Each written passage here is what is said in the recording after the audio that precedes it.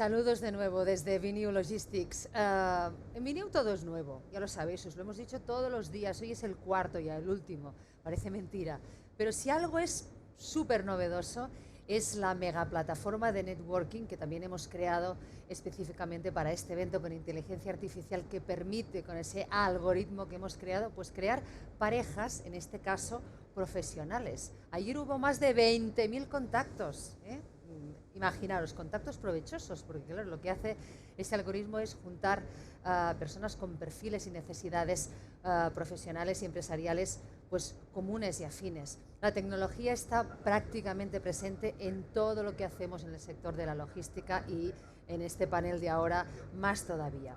Hemos hablado largo y tendido durante estos 4 días en Viniu Logistics de la revolución que supone la tecnología para el sector y también importante de cómo encajarla en los distintos modos de la cadena de suministro. En el siguiente panel vamos a incidir todavía más en ello. Vamos a fijarnos, atención, en los visionarios de la tecnología en el sector logístico que han desarrollado proyectos y quizá después se han planteado, pero ¿esto que estoy haciendo es legal o no es legal? Quizá entra en conflicto, no sé, por ejemplo, ¿no?, con la ley de protección de datos, o hasta qué punto es ético apostar por la robotización del sector sabiendo que a lo mejor vamos a dejar a miles de personas sin trabajo. A los visionarios y las visionarias a los que habéis decidido abrir camino en el campo de la tecnología y explorar lugares donde la legislación ni siquiera se ha asomado, este es vuestro panel, no os lo podéis perder. Os presento a un apasionado de la tecnología, a Francisco Navas. Él es socio director de Naslab Consultores y será el moderador de este panel de VTech. Francisco, ¿qué tal? ¿Cómo estás? Buenas tardes, ¿qué tal? Bienvenido a Muchas gracias. Logistics. Bueno, yo digo que Francisco es un apasionado de la tecnología con valores. Sí, me apuesto decididamente por la tecnología con valores. ¿Alguien puede pensar tecnología, valores? ¿Eso casa? Sí. ¿Sí? Sí, yo creo que sí. Tendremos oportunidad de verlo porque hemos diseñado un panel lo suficientemente atractivo para que todo el mundo pueda comprobar que apostamos decididamente por la tecnología, pero indiscutiblemente hay una parte de la tecnología que no está reflejada y que tenemos que apostar también por ella, que es el humanismo. Cuando la ciencia, la ética y fundamentalmente la técnica y la tecnología casan, hay que llevar el debate a un ámbito que es el humanista, ¿no? La política y la ética deben encajar sus piezas en el mundo en el que estamos viviendo, en este cambio de paradigma. Vamos, Francisco, esto es tecnología con alma, con soul. Pues vamos, te dejo, sí, porque tienes mucho trabajo. Hasta dentro de un rato. Muchísimas gracias. Mis primeras palabras, lógicamente, tienen que ser para agradecer en el día de hoy a Viniu la oportunidad que se nos da, esta pequeña ventana de oportunidad que voy a poder compartir con todos los ponentes que van a estar a mi lado y que cada uno son expertos en una materia muy concreta, y espero poder con ellos tener un interesantísimo diálogo. Es verdad que todos y cada uno de nosotros estamos comprobando cómo la tecnología va avanzando a marchas exponenciales. Yo recuerdo en muchas ocasiones la anécdota del ajedrez y de cómo llegar a la casilla 64 de ese tablero. Pues yo creo que la tecnología hoy en día exponencialmente sigue creciendo y sigue creciendo a una velocidad muy considerable. Esto lleva a un cambio de paradigma de sociedad, por eso es necesario la visión de todos los que en este momento estamos aquí, porque cada uno de nosotros tenemos que aportar mucho a cada sector de actividad en el que nos estamos desenvolviendo. Me acompañan en el día de hoy César Briones, que es un experto no solamente en logística y en distribución, sino que además es el managing de Dexter Intralogistics y que desde luego nos va a poder aportar muchas de las claves del sector de la logística en el que estamos inmersos. Yo quisiera que el debate, si os parece bien, o la interlocución que tenemos entre nosotros, sea una interlocución que se base fundamentalmente en 2 preguntas muy simples, para que de esa forma podamos abrir nuestro conocimiento y lógicamente todos los detalles que vosotros queráis aportar en este momento. La primera pregunta, y va dirigida a ti, César, para mí me gustaría que nos dijeras cómo se ha llegado hasta aquí en el mundo de la logística, cuál ha sido ese recorrido, en qué situación estamos en este momento, para luego hablar de lo que es el futuro y el visionado. Pero actualmente, César, y lógicamente te dejo tu intervención, pero me gustaría que nos dieras un poco tu visión de cómo se ha llegado hasta aquí en el mundo de la logística. Sí, Francisco, como comentabas, yo creo que en esta nueva economía digital hay una cosa que está clara, y es que la logística se ha convertido en un elemento y un pilar estratégico fundamental de muchas compañías que utilizan el servicio básicamente para diferenciarse del resto de sus competidores, ¿no? En los últimos años hemos experimentado además una irrupción masiva de las tecnologías y de los hábitos de consumo en general al cliente final, ¿no? Todos esperamos en general entregas inmediatas, ad hoc, un stock inacabable y si puede ser todo al mismo coste y en mi casa, ¿no? Eso está llevando a unas situaciones de bloqueo a muchas de las cadenas logísticas que estaban preparadas para un tipo de logística mucho más enfocado al B2B, mucho más enfocado al reparto retail, a tienda y no tanto al cliente final, ¿no? Y el efecto Amazon pues ha entrado como un tsunami en lo que es el campo logístico para cambiar para siempre, también incluyendo la situación de pandemia, para cambiar para siempre lo que son las cadenas de suministro. Y estas se tienen que adaptar a estas nuevas exigencias al final del mercado. En todo este entorno una cosa está clara y es que con soluciones puramente manuales no vamos a llegar a preparar los pedidos en la forma y en la cantidad y al coste que se necesita, porque todos queremos que nos entreguen a nuestra casa y en franjas horarias de 2 horas, ¿no? Entonces entendemos que se ha de producir ese cambio. El gran cambio también a través de Amazon como referente es la introducción, en vez de la automatización basada en maquinaria pura, de robótica móvil, en un tipo de flota que sirve nuestros centros logísticos. Y eso está cambiando de una forma muy significativa. Por tanto, yo creo, y también pongo el guante encima de la mesa para el campo empresarial, básicamente, se trata de ver cómo utilizo esa tecnología que está disponible en el mercado para diferenciarme de alguna manera. No qué voy a hacer o cuándo, sino con qué solución, ¿no? Pero tengo que actuar de una forma inmediata, ¿eh? Qué importante ha sido la logística y la distribución que ha habido en nuestro país con el caso de la pandemia que hemos sufrido y el abastecimiento que hemos tenido en todos nuestros suministros vitales, ¿no? Y ahí tiene que jugar, estoy convencido, mucho el ámbito de la logística. Pero de la misma forma que nos comenta César lo que supone realmente las cadenas de distribución, los automatismos para las empresas, indiscutiblemente hay otra parte importante que es la que conlleva la financiación de todas estas cadenas de suministros y todo lo que en sí mismo lleva las inversiones. Hoy nos acompaña también con nosotros una persona, es Javier Tobal, es CISCO de la empresa Fintonic, que es una startup, pero tiene que decir también muchas cosas porque ha estado o tiene una referencia importante de cómo la tecnología ha invadido también el sector, invadido en el mejor sentido de la palabra, por supuesto, en el sector de las finanzas. Y en este sentido te haría la misma pregunta, Javier, ¿cómo hemos llegado hasta aquí en ese sector que realmente a través simplemente de una aplicación de un móvil podemos conseguir algo, financieramente hablando? ¿Cómo hemos llegado hasta aquí? ¿Cuál es la situación actual, Javier, en este sector? Bueno, el sector de las finanzas lo que arrastra o se ha visto involucrado es en la misma aceleración que la innovación tecnológica aplica al resto de los sectores. En ese sentido, las finanzas tienen una parte de evolución. Estamos aquí porque cada vez los procesos son más rápidos, cada vez prescindimos más del intermediario, cada vez hay más modelos de negocio que son directos entre el consumidor y el proveedor del servicio. Además, la tecnología permite que las transacciones o las operaciones financieras sean globales y sean casi instantáneas. El futuro será transacciones instantáneas, pero además la tecnología genera en los últimos años modelos disruptivos que han cambiado el paradigma financiero tradicional. Hay, por supuesto, la entrada de blockchain que permite hacer, dar certeza de transacciones sin la intermediación de un ente central que lo haga. Existen las criptomonedas, que todavía tienen una implantación no muy extensa, pero que desde luego es un cambio disruptivo. Aparecen en el sector financiero actores de dos tipos, pero sobre todo actores del sector financiero que no son bancos, con lo cual tienen un problema o una amenaza de cómo encajarlo en un entorno que tradicionalmente está muy controlado por un regulador.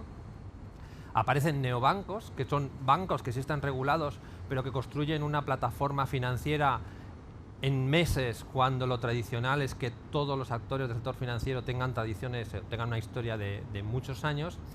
Y todo eso en un mundo en el cual la capacidad tecnológica permite procesar y manejar ingentes cantidades de datos casi a una velocidad que no nos imaginábamos. Con lo cual, el proceso financiero de valorar un aval, valorar la solvencia de una institución o de una persona, cambia de ser un modelo tradicional digamos, pautado a ser un resultado de aplicar algoritmos complejos sobre multitud de datos que se están recopilando en ese mismo momento, que es un poco lo que hemos comentado.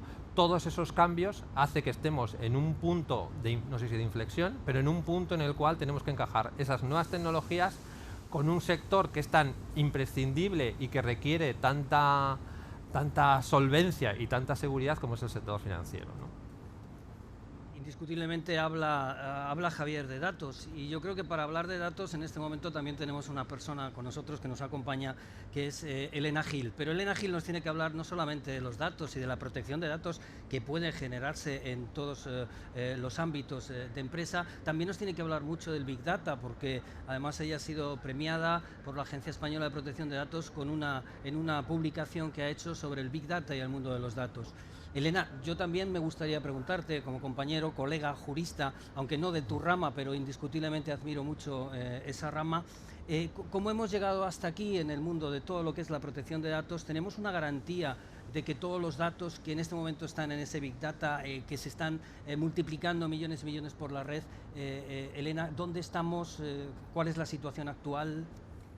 Pues mira, a mí me parece que precisamente el ejemplo de Amazon representa muy bien todo este cambio, y estos días se está mencionando mucho Amazon porque indudablemente comenzó como una empresa de venta a través de Internet, pero de bienes físicos, cuyo mayor valor diferencial comenzó siendo la logística. Después de eso, indudablemente, todo el comercio online comienza a generar una serie de datos que en un primer momento son desechados porque es información que no se necesita más allá de terminar un cierto pedido, al que después se empieza a ver que se le puede atribuir un valor de la reutilización de esa información. Se puede aprender qué esconden esos datos. Entonces esos modelos de negocio van avanzando poco a poco, siendo Amazon uno de ellos, hasta que de hecho una de las principales líneas de negocio de Amazon de hoy es el relacionado con ese tratamiento masivo de datos, servicios en la nube, motores de recomendación, el motor de personas que han comprado este producto también han comprado este, te recomiendo esto. Todo eso se basa de información que se obtiene a través de tus interacciones, las interacciones de otros muchos millones de personas, de los que podemos empezar a crear una serie de patrones. Nuestro derecho no estaba preparado hace años para todos estos usos que fueron muy nuevos y que no fueron previstos en un momento en el que la normativa de protección de datos anterior se había creado pues antes de la difusión de Internet o la utilización de Internet en masas, ¿no? Entonces el derecho se ha tenido que ir adaptando a estos modelos y creando unas reglas de juego que pretenden ser un poco equitativas. Pero el derecho no viene a crear restricciones, viene a crear unas reglas de juego que nos permitan a todos, primero, poder crear unos límites frente a abusos, nunca frente a tecnologías, y permitir el desarrollo de la tecnología, pero en un marco más ético. Entonces, en estos últimos años que hemos visto, se han reformado las normas de protección de datos, las normas que regulan todas las comunicaciones electrónicas, las transferencias internacionales de datos, y actualmente existen debates sobre normativa que tendrá que venir en el futuro. El problema del derecho es que solo surge con retraso. Una vez que la tecnología avanza, que empezamos a ver qué posibles riesgos puede crear, tenemos que asumir qué soluciones puede haber y después legislar. Entonces el derecho, bueno, pues tiene esa parte de que viene a posteriori, es una versión reactiva a un problema. Indiscutiblemente me gusta mucho el término que has utilizado de las reglas de juego, porque yo también apuesto decididamente porque el derecho tiene que ser el marco de dar las reglas de juego y cada uno de los actores luego aplicar las tecnologías o avanzar en la tecnología en la medida de sus posibilidades. Indiscutiblemente esto es, digamos, un poco el punto de partida de lo que vamos a tratar de comentar. Voy a volver a ti, César, porque yo creo que también es muy interesante que empecemos a diseñar qué es lo que nosotros creemos en base a los sectores en los que estamos trabajando, que nos viene en un futuro próximo, porque yo comenzaba diciendo el cambio de paradigma es evidente, la transformación de estos primeros años del siglo XXI es manifiesta con respecto al siglo XX, y ahí hay que decir bastante, ¿no? Tecnológicamente en tu sector, indiscutiblemente en el resto, pero César, en el sector de la logística y la distribución, ¿tendremos ese Internet de las cosas que nos permita un suministro prácticamente instantáneo? Bueno, es hacia donde tiende el sector, ¿no? Lo que pasa es que hay unos límites tanto tecnológicos como de coste clarísimos, ¿no? Y luego, pues, indirectos, pues obviamente, pues a nivel de personal, trabajadores, etcétera, pues de los centros logísticos actuales, ¿no? Lo que sí que hemos experimentado, obviamente en los últimos años, con ese crecimiento de consumo en el e-commerce, con una tendencia clara al alza, pero es que con la pandemia lo único que ha pasado es acelerar. Yo lo he llamado, es un salto cuántico, hemos dado un salto de 3 o 5 años en el tiempo y ahora nos hemos encontrado que si la situación, retomando la explicación anterior, ya era compleja, es que ahora es crítica para muchas compañías que no pueden dar el servicio que espera el mercado y por tanto toca reaccionar. Y toca reaccionar normalmente mal y tarde porque el trabajo se tenía que haber hecho previamente. Muchas empresas están en este campo, logística y robótica, móvil en este caso, están, no te diría desesperados, pero realmente están en una situación en la que necesitan acciones inmediatas, ¿no? Necesitan acciones también porque pues, para poder preparar, por ejemplo, para poder preparar pedidos con entregas en franjas horarias en gran ciudad, no te sirve un centro logístico en periferia situado a 40 kilómetros. Por tanto, ya empiezas a pensar, bueno, pues necesito centros mucho más cercanos a lo que es el consumidor, lo que se llaman los micro-fulfillment centers, centros o hubs de distribución o incluso de preparación de pedidos, que podrían ser unificados con un nuevo modelo de retail. Todos sabemos que nos hemos de replantear todos, no a través de la pandemia, sino ya previamente, cuál va a ser el valor añadido del retail. Y precisamente un centro logístico en el mismo retail es una de las vías que se están analizando, ¿no? Un campo clarísimo que abre también la tecnología en la logística, sobre todo la tecnología flexible y móvil, que es mucho más adaptable a escenarios de incertidumbre como el que estamos viviendo en muchos campos diferentes, es que precisamente da oportunidad a pymes, a empresas de un tamaño diferente, a empezar con inversiones de un tamaño más acotado, pero a competir con el servicio de los grandes. Y eso es algo que yo siempre animo a la pyme, me encanta, y estamos viendo que aproximadamente el 50% de los proyectos que se están generando a día de hoy son con pymes, con ambiciones y ganas de competir en servicio, que al final es lo que percibe el cliente, ¿no? Yo diría que básicamente los campos de evolución van en ese sentido, pero sobre todo a centros especializados en esta tipología de pedidos para precisamente, y ya redondeando y finalizando la respuesta a tu pregunta, pudiendo dar el servicio que el mercado demanda a día de hoy a nivel logístico. Indiscutiblemente, yo creo que todos nosotros vemos que la cadena logística, la cadena de suministros, el producto inmediato, vivimos en un cortoplacismo y buscamos rápidamente, ¿no?, el suministro cierto.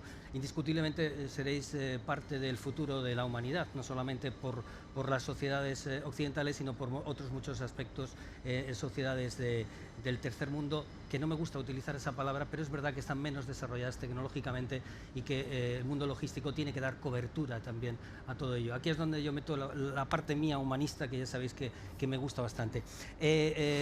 Javier, lo mismo te pregunto, es decir, creo que ya lo hemos comentado tú y yo, el mundo financiero, tecnológicamente hablando, ¿dónde vamos? Esos campos nuevos del blockchain, de las criptomonedas, ya hay incluso en determinadas zonas de nuestro país que promociones inmobiliarias se pagan con criptomonedas. Esto es algo también un poco duro. ¿Habrá criptomonedas también para la cadena logística? ¿Habrá blockchain? ¿Será aplicable? ¿Qué piensa ahí el mundo financiero? ¿Qué dice? Bueno, blockchain ya hay ahora. Aquí, si pensamos en el futuro, lo que vemos es que las tendencias que hemos visto que se han iniciado en los últimos años van a seguir estando y van a progresar mucho más rápido. Blockchain ha llegado para quedarse porque da un rendimiento y da unas posibilidades que no existían antes. Las criptomonedas van a seguir existiendo y cada vez se usarán más. Y es posible que no se usen directamente criptomonedas por los usuarios finales, por las empresas finales, sino que haya intermediarios que aprovechen las criptomonedas para hacer transacciones en divisas, para hacer transacciones y operaciones internacionales, para que adelanten pagos basados en criptomonedas. Pero también habrá una integración mucho más fuerte entre los sistemas financieros y los otros sistemas logísticos, sistemas personales. Estamos hablando de Open Banking, en el cual la integración con tu operación financiera, con tu, digamos, operador financiero, con tu banco, ya no se realiza directamente, sino que desde cualquier otra herramienta puedes acceder a tu banco, puedes hacer operaciones con tu banco sin necesidad de hacer una operación directamente con tu banco. Por ejemplo, puedes hacer que tu sistema de gestión logística se encargue de hacer esas transacciones operacionales pagando, eligiendo la mejor manera de pagar esa operación directamente desde la inteligencia de tu negocio, no desde una inteligencia puramente financiera. Y luego también tenemos un proceso que vemos que se está acelerando, que es la cuestión de, no me gusta hablar de los neobancos, pero hemos visto que mucha banca tradicional está intentando convertirse en plataformas tecnológicas financieras. Están intentando ser más ágiles, construir procesos que les permitan competir con estos nuevos operadores financieros que son más ágiles. Pero también vemos que las tecnologías modernas, estamos hablando de computación en la nube, cloud, Big Data, incluso, que nos permite modelizar a las personas o a los usuarios, permiten construir actores financieros en un tiempo muy rápido. Permiten que una empresa que se constituye ahora, en un mes, en dos meses esté operando en el sector financiero, con lo cual puede construir un servicio o un producto financiero a medida para una necesidad que igual se ha detectado ahora. Es decir, hay operadores en el sector financiero que van a ser capaces de competir con los grandes actores de la banca con tecnología que les permite actuar muy rápido. Y luego tenemos un factor que es siempre inamovible, que es el regulador, que tendrá que ser capaz de construir un escenario en el cual las empresas tecnológicas pequeñas y dinámicas puedan trabajar en el mismo escenario en el que está la gran banca con su gran potencia y tal vez su lentitud. Con lo cual, en el futuro lo que vamos a ver es que tenemos muchos, en el escenario financiero, vamos a tener muchos actores de categorías y orígenes muy diferentes haciendo servicios que pueden ser competitivos entre ellos. Leí hace muy poco, y esto quizá va un poco para ti, Elena, que Amazon Go en Estados Unidos ya tiene opción a pagar con la palma de la mano. Claro, la palma de la mano, Elena. Volvemos a la protección de datos. ¿El futuro dónde está en esta disciplina del derecho? ¿Cómo se debe de encajar el que podamos ya pagar en un supermercado de Amazon con la palma de nuestra mano? Nuestra digitalización de huellas, ¿qué tiene que decir ahí el derecho? ¿Dónde está el futuro? Claro, bueno, a día de hoy hay tecnologías que ya existían que de repente se están comenzando a masificar. Pues el uso de datos biométricos como nuestra huella dactilar, el reconocimiento facial, la robotización de los procesos.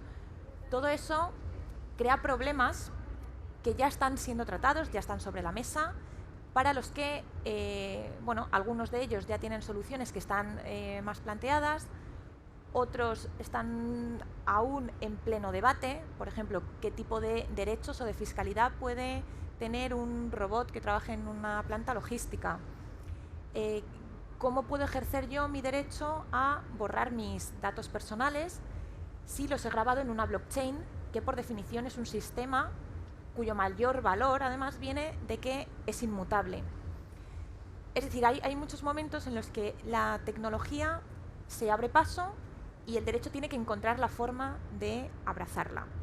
En ningún momento de restringirla o de paralizar la innovación y el desarrollo, pero desde luego es un momento en el que hay que pensar con mucha creatividad y con más rapidez de la que quizás el derecho tradicionalmente funciona, porque los avances ahora son mucho más rápidos. En muchas de estas materias, además, el derecho viene de la Unión Europea, en la que hay que poner de acuerdo a casi 30 Estados miembros con diferentes intereses, industrias. Entonces, en ocasiones, la regulación no va a ser y no podrá ser la única solución. En ocasiones tendremos que acudir a mecanismos más dinámicos, por ejemplo, la elaboración de códigos de conducta o de mecanismos de certificación, hacia donde parece que cada vez acudimos más. Y bueno, que quizás puedan ser una vía intermedia hasta que llegue a cristalizar en una norma jurídica. Mojémonos. mojémonos en este momento acerca de si la tecnología y el alcance de la tecnología tiene que ser exponencial. Yo, de mi opinión, me mojo, creo que sí. Pero hablemos de las restricciones, muy brevemente. César, en el sector tuyo, ¿restricciones, sí o no? Como comentaba Elena, yo creo que la automatización y robotización, donde sea necesaria y cuando sea necesaria y de forma progresiva y parcial. Hemos de ser conscientes de la situación que tiene una empresa, se ha de analizar, se ha de ver cuál es su futuro, realizar una apuesta clara, estratégica hacia sistemas que sí o sí son necesarios, y lo estamos viendo en otros países. Estamos viendo otros países como Estados Unidos y China, en el caso de China, por ejemplo, que están automatizando absolutamente como locos con 1.000 millones de chinos. Y eso es simplemente porque antes movían una caja y a día de hoy abren esa caja y mueven las 50 unidades. Y no hay gente suficiente en el país para realizar esa tipología de pedidos. Y todos como consumidores queremos esa tipología de pedidos. Y por tanto, toca automatizar, pero de una forma progresiva, donde toque y con tecnologías que nos permitan esa escalabilidad en general. Javier, mójate. No lo sé, la verdad que no lo sé. Yo estoy más por lo que decía Elena, en un escenario en el que tienes que relacionarte con muchas organizaciones diferentes, tienes que buscar una norma que haga que te puedas confiar en la persona con la que estás haciendo una transacción, con la que estás haciendo un negocio. Pero claro, no puedes depender de un organismo que te certifique la confianza del tercero, con lo cual hay que construir una red de confianza no solo del primer nivel, es decir, con el proveedor con el que trabajas directamente, sino de la cadena de suministro que atiende a este proveedor. Y entonces ahí sí que conseguimos una red de confianza suficientemente estable, podemos tener una garantía de que el entorno en el que nos movemos es seguro y, adecuado a lo que es nuestro planteamiento, ¿no? Elena. Bueno, pues yo creo que la tecnología no retrocede y los avances tecnológicos solo van hacia adelante, entonces no sería pragmático intentar argumentar que la tecnología hay que restringirla. Pero efectivamente hay que crear unas reglas de juego. A día de hoy, en los mismos mercados no compiten de la misma manera a grandes empresas que pequeños jugadores que están comenzando a entrar. No se percibe de la misma manera valores como nuestra privacidad en diferentes entornos. Entonces, se necesita primero crear quizás una base de consenso que puede partir de esa parte más ética, pero que en algún momento va a tener que ir creando una serie de normas, y a partir de ahí ir únicamente perfilando usos que creamos que socialmente no se deberían poder permitir, pero siempre desde un punto de vista tecnológicamente neutral, no desde el punto de vista de clasificar a una tecnología como buena o mala. Entonces yo creo que la tecnología tiene que ir para adelante y tenemos que saber aprender a convivir con ella de la mejor manera posible. Yo creo que aquí enlazo yo con lo que al principio he comentado, ¿no? Yo he dicho que creo que la tecnología tiene que tener valores y que indiscutiblemente esto es la parte, digamos, la pata de la mesa que nos falta para completar todo este puzzle. La sociedad avanza indiscutiblemente, la sociedad necesita de la tecnología. Ya no concebimos una sociedad sin tecnología, pero tampoco podemos concebir una tecnología que merme los valores de todos y cada uno de los que la estamos utilizando, porque eso es el fin de la transformación de la sociedad. Bueno, no quiero hacer conclusiones, quiero lanzaros unas pequeñas preguntas breves, estaremos un poquito justos de tiempo, pero espero que lo podáis hacer. He tomado alguna nota y alguna de ellas yo ya tenía en mente. César, tú has comentado antes proyectos de automatización para pequeñas y medianas empresas. Desde el punto de vista empresarial eso me interesa a mí, ¿no? Y quiero saber si eso no es realmente una inversión muy elevada para una pequeña empresa en nuestro país, proyectos de esta envergadura. Yo diría que hasta la aparición de las tecnologías de automatización con robótica móvil basadas en flota, sí que es cierto que las inversiones pues en maquinaria eran muy importantes. A día de hoy, con la robótica móvil es una tecnología totalmente escalable. tienes que analizar, es una necesidad concreta, estudiar diferentes alternativas tecnológicas, incluyendo la robótica móvil y otro tipo de soluciones, y entonces acabar decidiendo por la más interesante. Una vez tienes la solución, la financiación la puedes realizar propia, puedes buscar financiación externa. O sea, esa realmente lo puedes pasar como una inversión o como un CAPEX, o lo puedes pasar por un OPEX, ¿no? Que es una opción muy interesante también para la empresa más pequeña, ¿no? Entonces, lo que sí que estamos viendo, como comentaba, es que el 50% aproximadamente de los proyectos que tenemos encima de la mesa es con pymes, realizando unas apuestas importantísimas y con decisiones muchas veces más rápidas que las multinacionales, porque tienes un contacto muy directo con la propiedad y toman unas decisiones rápidas e inmediatas, ¿no? En el campo financiero, brevemente, ¿tenemos garantía absoluta? ¿Hay una ciberseguridad para todas estas operaciones? Hombre, tiene que haberla. Tiene que haberla. O sea, eso es un axioma. No podemos estar en un entorno en el cual las empresas, las organizaciones, los particulares no tengan garantía de que están en un entorno seguro. Y ahí hay que trabajar en dos líneas. La primera es certificar vía norma, vía entidad certificadora, que la persona con la que haces un negocio es seguro. Y luego hay que construir, y estamos en ello, pero es difícil, hay que construir defensas que abarquen a todos los sectores. Es decir, que la ciberseguridad no sea responsabilidad de una sola organización, sino que todas las organizaciones que estén en un mismo sector, aunque sean competidoras entre ellas, puedan colaborar para evitar que se introduzcan en el mercado y en el entorno o en la red, por decirlo de modo más genérico, actores que son claramente perjudiciales para el entorno.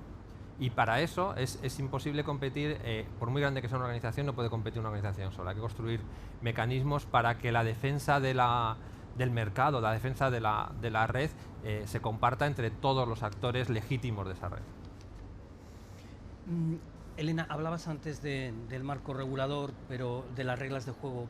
Hablemos un momento de los códigos éticos, eso que está también muy de moda y que muchas empresas, lógicamente, es parte estructural incluso de sus propios compliance.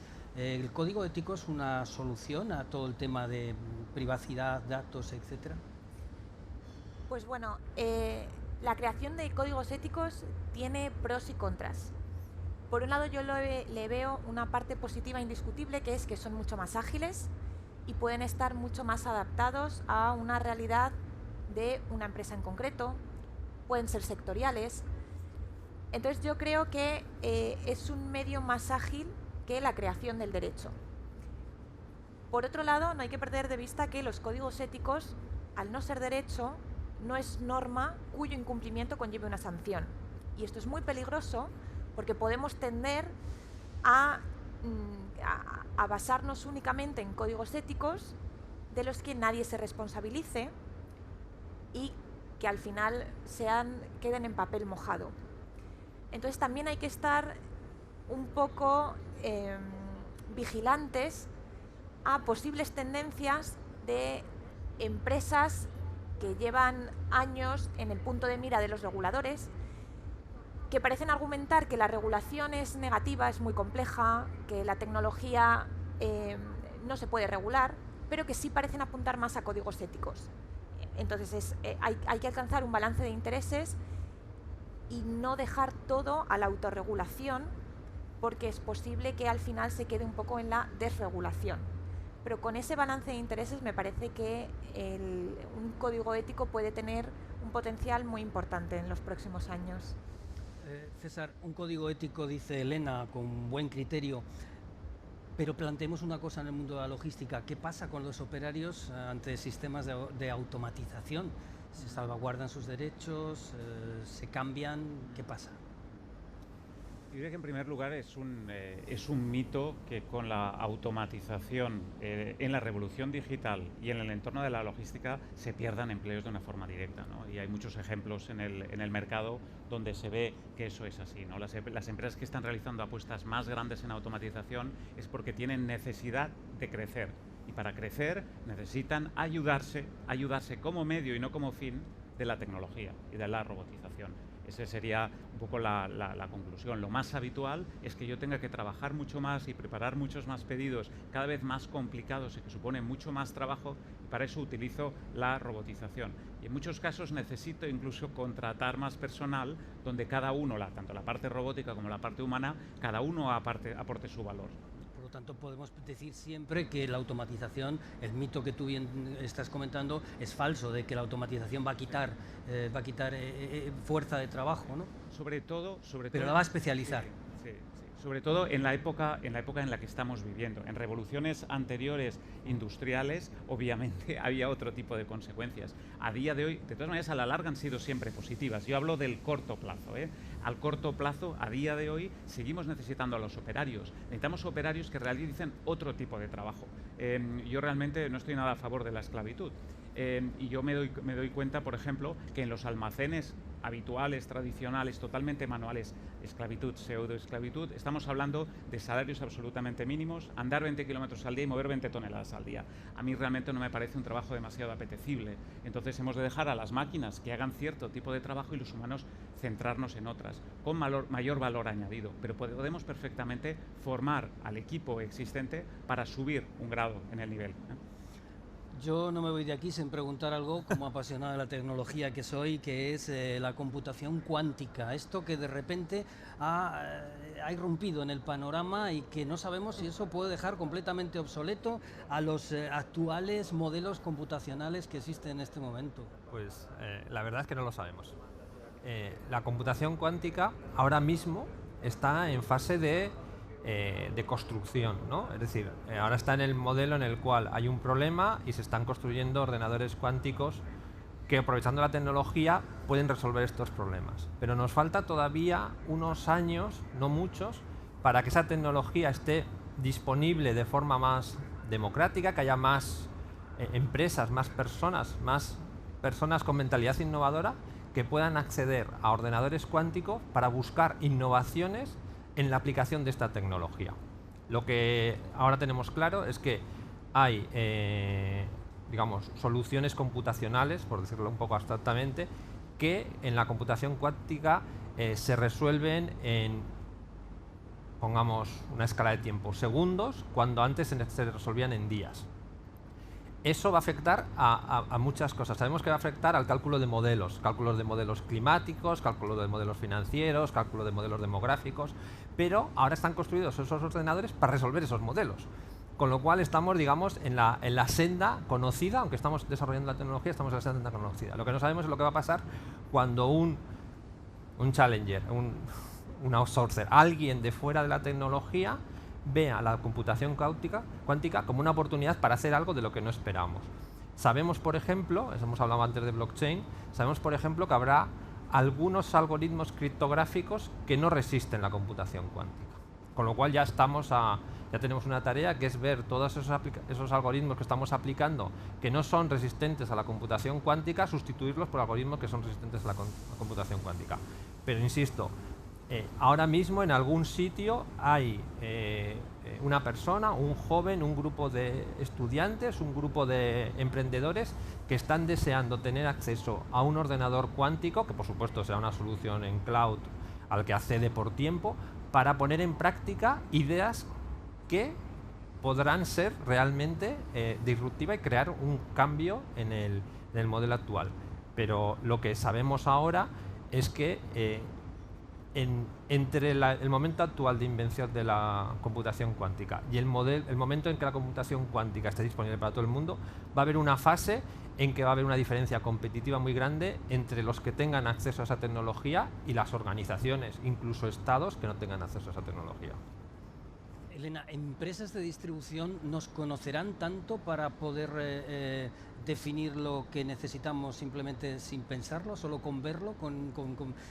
¿Llegará a ese extremo? ¿Qué saben todas estas empresas de nosotros y dónde está el límite?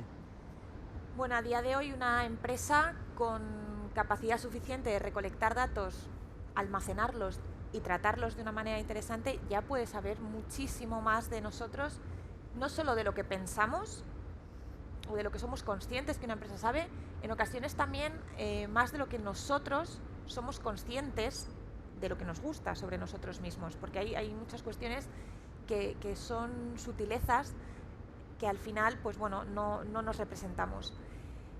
En la parte más cotidiana, que esto nos supone, que es a lo mejor la presentación de publicidad, un anuncio, bueno, eso es como un campo de pruebas al final de muchas de las tecnologías que luego se implantan en otras áreas más delicadas. Al final, bueno, pues es bastante inocuo el hecho de que a ti se te presente un anuncio u otro navegando por redes sociales, independientemente de que te puedas sentir más o menos conocido. El problema viene cuando ese conocimiento no lo tienen solo de ti, lo tienen de millones de personas a escala global y se utiliza con posibles usos que van mucho más allá de la publicidad. Y la publicidad, bueno, pues tampoco hay que minimizarlo porque al final mueve grandísimas cantidades de dinero y bueno, pues ahí hay un poder económico que se podría redistribuir mejor. Pero los grandes riesgos vienen cuando tú pretendes utilizar todo ese conocimiento en otras materias, por ejemplo, para influir en la opinión de una persona sin que ésta se dé cuenta. Y no son riesgos teóricos, eso ya ha sucedido hace unos años con el escándalo de Cambridge Analytica. Hay muchas personas que se creyeron que iban a votar de manera libre y en realidad llevaban meses recibiendo mensajes de una base ideológica perfectamente creados para generar una serie de emociones que ya se sabían que a ti te iban a desencadenar una emoción. Esto, llevado a otro tipo de utilizaciones, pues puede tener riesgos que no son solo teóricos. Entonces tenemos que, primero, como sociedad, conocerlos, intentar cuestionarnos el tipo de, ya no de anuncios, pero por ejemplo el tipo de noticias que nos recomienda una persona, si esa información es veraz o no, si aunque sea veraz está posiblemente influida con el ánimo de polarizar opiniones, intentar no quedarte solo con lo que se te presenta, ir tú fuera a romper tus propios patrones, buscar otro tipo de información. Hay que hacer un esfuerzo hoy en día para salir de esa burbuja en la que nos meten de recomendaciones, ¿no? Y si no somos conscientes de que eso existe y si no somos conscientes de que tiene un riesgo, no podemos actuar y ahí es cuando sí que podemos ser muy fácilmente manipulables. Muy bien, Elena. Yo precisamente por eso reivindico la tecnología con valores, porque en definitiva al final terminamos en un punto muy concreto, ¿no? Si desarrollamos una sociedad completamente tecnológica, avanzada, que no tenga límites, que los límites sea la propia creatividad humana, estaremos en disposición, si no recordamos de dónde venimos, de crear una sociedad un poco distópica en la que desde luego no nos gustará vivir a muchos de nosotros. Es un placer haber estado con vosotros y el haber tenido la oportunidad de charlar y de poder intercambiar todo vuestro conocimiento en cada una de las áreas. No sé si vamos a tener algún tipo de pregunta externa y si en este caso podríamos seguir a lo mejor charlando. ¿Podemos seguir charlando? Fenomenal, porque en ese sentido pensé que había alguna pregunta externa. Genial, no, me parece estupendo. Yo vuelvo otra vez al sector de la logística, César. Sabemos que hay una transformación digital importante, ha habido medidas que políticamente ya se han anunciado en este país para transiciones ecológicas, etcétera. El mundo de la logística, ¿qué espera en esa transición? Sobre todo de llegar a los presupuestos de la Agenda 2030. ¿Cómo se encaja eso en el sector? El sector de la logística está en plena revolución, está viviendo la revolución digital de una forma totalmente directa, pero yo la veo como una gran oportunidad. Hay gente que lo ve como un desafío, otros como realmente una oportunidad importante para diferenciarse, para hacer las cosas diferentes. Hemos de cambiar también en la logística de modelo, de forma en la que el consumidor ha cambiado pues su modo de consumo en el día a día y nos hemos de adaptar, no nos hemos de negar lo que decías antes, ¿no? O sea, al final hay una tendencia y lo que no podemos hacer tampoco es frenar esa tendencia natural, sino ver cómo podemos dar respuesta precisamente a eso. César, ¿pero vamos a los grandes monopolios? Una pregunta compleja, ¿no? a nivel ahora para responder en un foro de esta temática, ¿no? Lo que sí que estamos viendo es que, como siempre, el pez gordo o el pez pequeño corre el riesgo de ser devorado por el pez gordo, ¿no?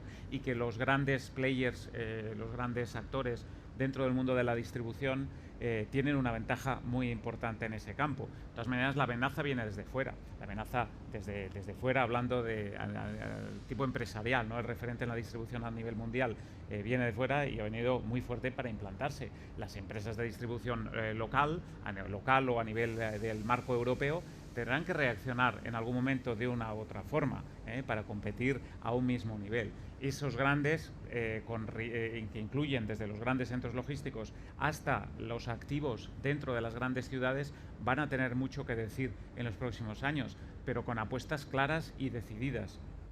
Y eso es lo que a día de hoy, desde el entorno logístico del mundo de la robotización, más encontramos a faltar. La inteligencia artificial.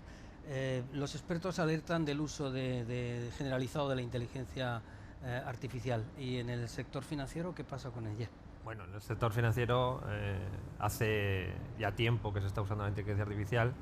Lo hemos comentado antes. El problema de la inteligencia artificial es que evidentemente es una tecnología que no se va a desinventar, es inevitable que esté ahí, y el riesgo que corremos es que no sepamos distinguir el resultado de una inteligencia artificial del resultado de una decisión personal.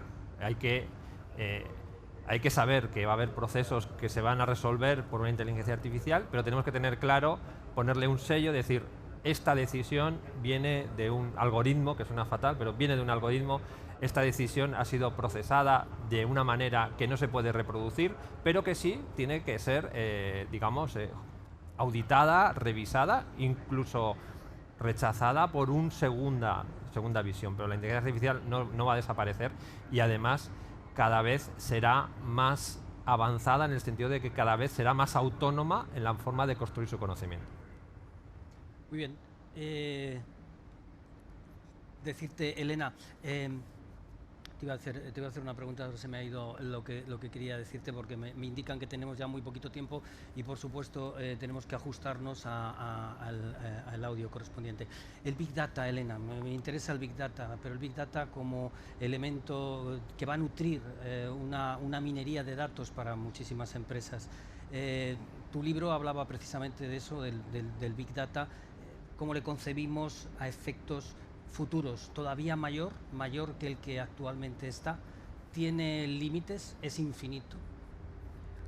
Bueno, a tanto no sabría yo aventurarme, pero sí, el Big Data de hecho ya no es el futuro es la expansión del Big Data. El Big Data lleva años utilizándose, de hecho ya hoy en día el término ha sido superado, pues por ejemplo, por la inteligencia artificial, es decir, todo va hacia adelante. A nivel regulatorio, pues eso, tendremos que ir primero avanzando de la mano de esa tecnología y luego también a nivel técnico tenemos que tener en cuenta que los datos no son certeros per se. Es decir, detrás de la modelación de un algoritmo hay muchas decisiones personales sobre qué datos incluir, cómo, y eso provoca consecuencias que nos afectan en el día a día. Entonces también tenemos que ser conscientes de que podemos cuestionarnos lo que nos dice un algoritmo, podemos cuestionarnos los datos de origen y podemos cuestionarlos todas las decisiones que han sido tomadas en esa modelización. Un ejemplo muy palpable hoy en día es cuando vemos que un algoritmo da resultados que pueden ser discriminatorios o racistas. Eso es muy visual, ¿no? Pero bueno, puede haber determinados tipos de retoques, como decía Javier, que haya que ir haciendo sobre la parte técnica y que pueden tener un efecto directo en nuestros derechos. Muy bien. Me ha interesado mucho lo que decía Elena, precisamente del sesgo en la creación de algoritmos, cuando faltan muchas mujeres en el sector tecnológico, ¿no? Y a veces los que programan y los que hacen esos algoritmos son hombres, ¿eh? Y aquí hay un sesgo de género muy importante, y por eso es tan importante que las mujeres entremos de lleno en ese territorio STEM, sobre todo en las TIC, en estas tecnologías. No nos podemos dejar, mire, ahora que estamos en la estación de Francia, no podemos perder este tren, ¿no? Y este sesgo se lo están planteando investigadoras e investigadores, están viendo decir, bueno, aquí sin querer, ¿no? Sin darnos cuenta, hay un sesgo. Bueno, vaya panel, qué bien, ¿no? Visionarios con valores. Bueno, hacer el resumen me va a costar un poco. Hemos empezado hablando de este salto cuántico que ha supuesto el COVID, ¿no? Hemos avanzado 5 años, nos hemos estresado mucho como sector porque hemos sufrido todos el sector de la logística, ese efecto Amazon, y hemos acabado hablando de la computación cuántica. Bueno, esto me ha parecido alucinante. Dice, no, y los algoritmos no van a resistir.